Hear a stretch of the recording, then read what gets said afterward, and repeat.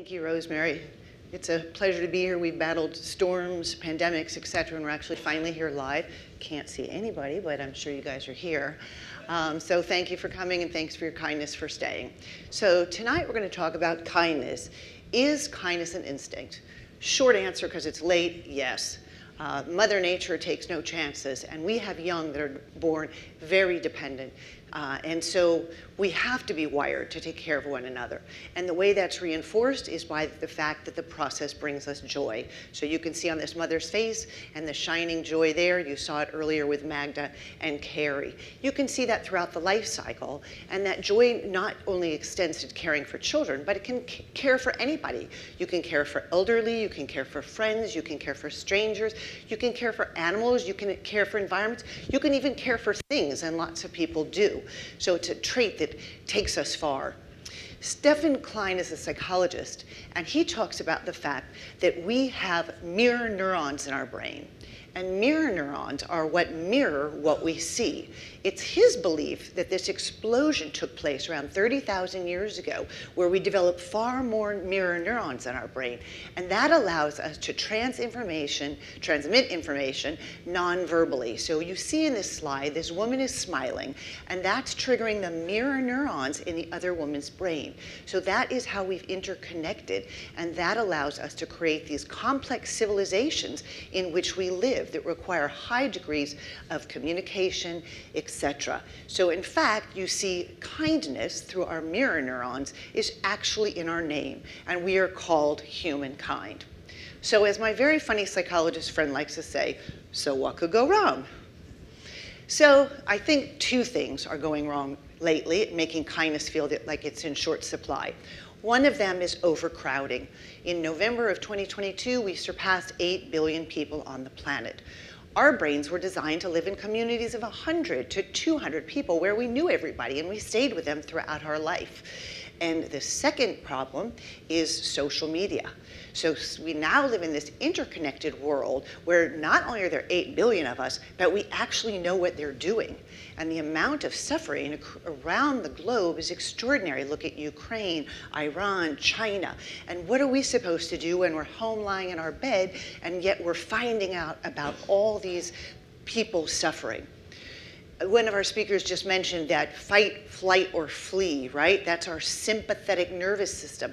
That's our arousal system.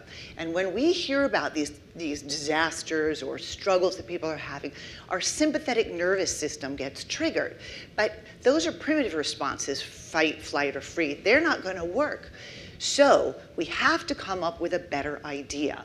What's the better idea? How can we live in this complex society? My idea is actually very simple, and it's kindness. It's if we could all go back to our instinct, which is kindness, then we can get back to our name, which is humankind, and we can all do better. So in 2019, I came out with this book called Be Kinder, and in it I gave 64 different examples of kind acts by strangers. In fact, Carrie was in the book as one of the beautiful examples. My daughter Joy was in the book, now with her husband, but that was her boyfriend at the time, and the kindness he had showed. So lately, though, kindness to strangers has been a little more difficult because we're all at home. So it reminds me of the old joke, which is, how many psychiatrists does it take to change a light bulb? Anybody know? Only one, but the light bulb has to want to change. So instead of out there talking to strangers, this is actually my first live speaking engagement since 2020, yay. I've been at home doing mostly telemedicine and working one-on-one with people and talking to them about kindness. But instead of talking about kindness to other people, my focus during this pandemic has shifted to self-kindness. Why? Because think about those mirror neurons. You're going to do what I do. So I have a lot of power in just being kinder to myself. And right now, we've all been under tremendous stress with that sympathetic nervous system in a state of hyper-arousal, whether it's the midterm elections, the pandemic, etc. So I'm trying to teach people lately to put the oxygen mask on themselves first.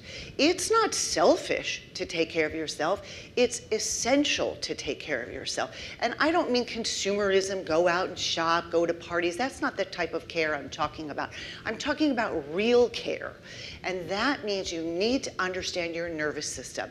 We must shift from this state of sympathetic hyperarousal to activate the opposite side of our nervous system. That's our parasympathetic nervous system. Para simply means around.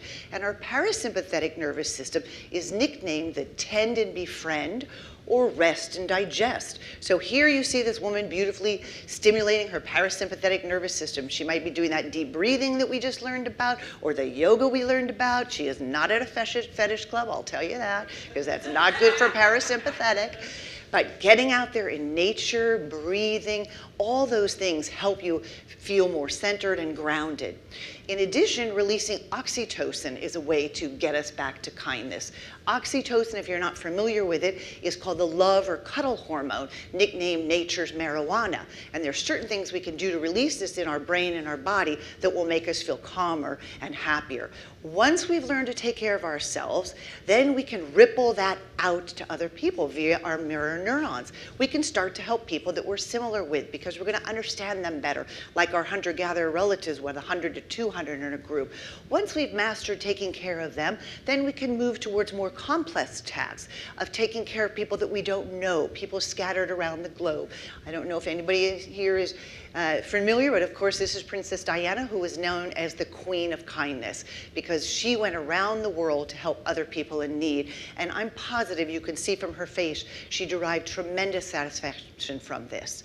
So I'd like to conclude tonight by thanking you all for coming and your kindness for listening, and to urge all of you to think about kindness as an instinct and how you can bring more of that into your own personal life with self-kindness, and how you can ripple that out to the people that you love and care about, and then constantly widen that circle, and in Einstein's words, embrace all of humanity.